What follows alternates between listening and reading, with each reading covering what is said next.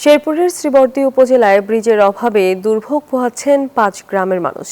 জীবনের ঝুঁকি নিয়ে নড়বড়ে কাঠের সাঁকো দিয়ে প্রতিদিন পার হচ্ছেন শিশুসহ বৃদ্ধারা।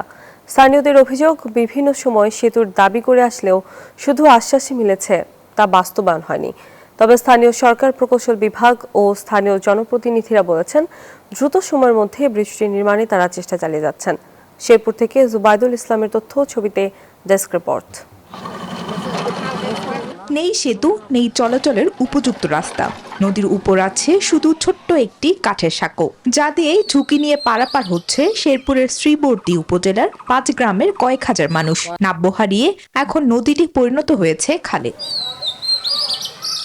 গভীরতা কমে যাওয়ায় পানি ধরে রাখতে পারে না সোমেশ্বরী। একটু বৃষ্টি হলেই কানায় কানায় ভরে দুকুল ছাপিয়ে পানি উপচে পড়ে।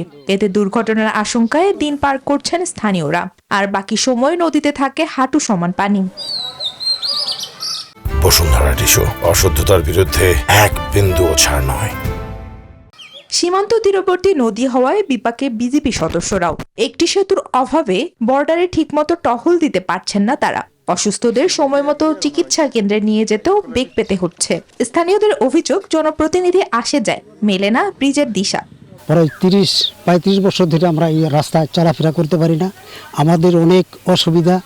বন্যা আসলে গরু বাছুর মারা যায়, মানুষ মারা যায়। ব্রিজের মানুষজন আশা পায় না, মাল মেতা নিবের পায় না, পোলা মাল লেহাপড়া করা হয় না। সরকার পরিবর্তন হয়, এমপি মন্ত্রী পরিবর্তন হয়, কিন্তু ব্রিজ আশ্বাস দিয়ে আর ব্রিজ তৈরি হয় না। সরকার যেন তাড়াতাড়ি আমাদের এই ব্রিজটা পাকা করে দেন।